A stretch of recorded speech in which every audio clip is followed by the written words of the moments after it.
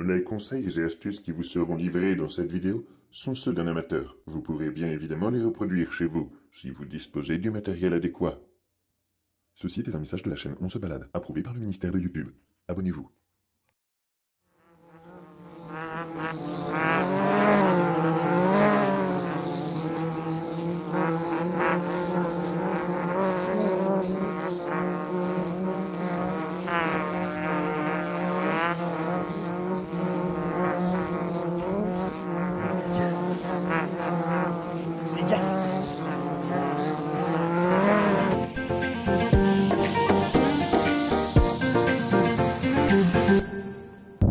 Aujourd'hui, on se balade dans une prairie afin de trouver des insectes. Et pourquoi est-ce qu'on va trouver des insectes? Parce qu'il y a quelques semaines, j'ai pu acquérir un objectif dédié à la macrophotographie. Donc on va aller chercher des insectes dans cette prairie-là, accompagné du Sigma 105 mm macro.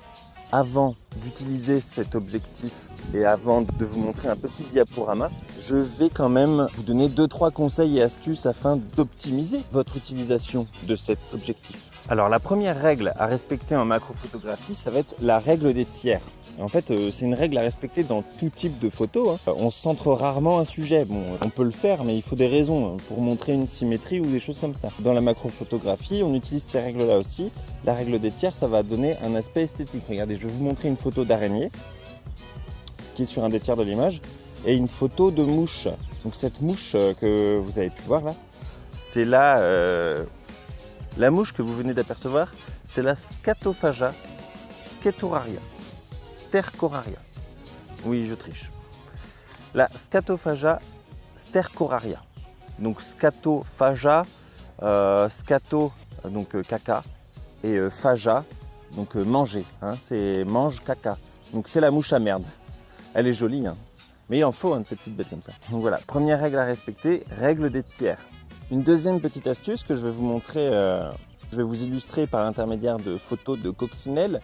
La zone de netteté qu'on va pouvoir avoir avec cet objectif-là est très courte. La profondeur de champ est vraiment infime. Pour faire des photos, je vous conseille d'osciller légèrement, comme ce que j'ai pu faire avec cette coccinelle-là. Vous voyez, sur la dizaine, la quinzaine de photos. Sur la dizaine ou quinzaine de photos de coccinelle, on peut voir qu'il n'y en a qu'une seule de bonne. En fait, c'est à cause de ça, à cause de la profondeur de champ qui est vraiment petite.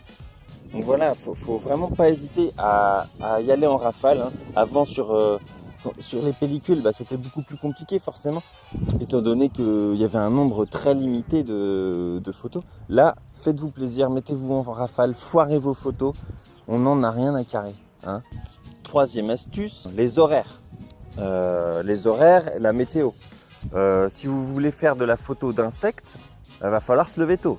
Parce que là, à l'heure actuelle, bon, il est 14 h, le soleil est très haut dans le ciel, il fait très chaud.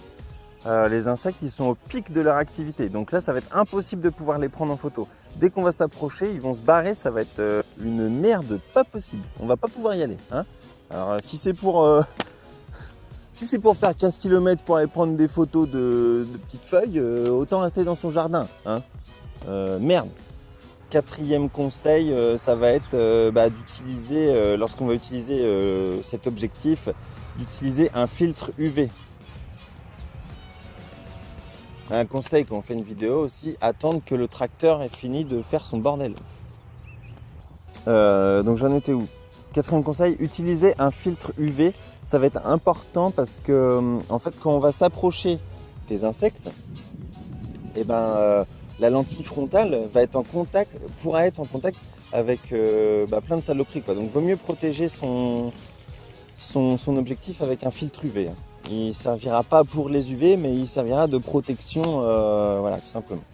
Donc voilà, je vais tout de suite vous montrer les photos. Je vais aussi vous mettre un lien vers une vidéo que j'ai pu faire il y a une semaine ou deux, en rapport avec cet objectif-là, avec ce qu'on peut faire avec, sur des prises de vue. Et on va se quitter là-dessus. N'hésitez pas à me dire si la vidéo vous a plu. Est-ce que ce tuto, qui est quand même une première sur la chaîne, vous a plu? Donc mettez-moi un petit commentaire, abonnez-vous. Et moi, je vous dis à dans 2 semaines. Salut!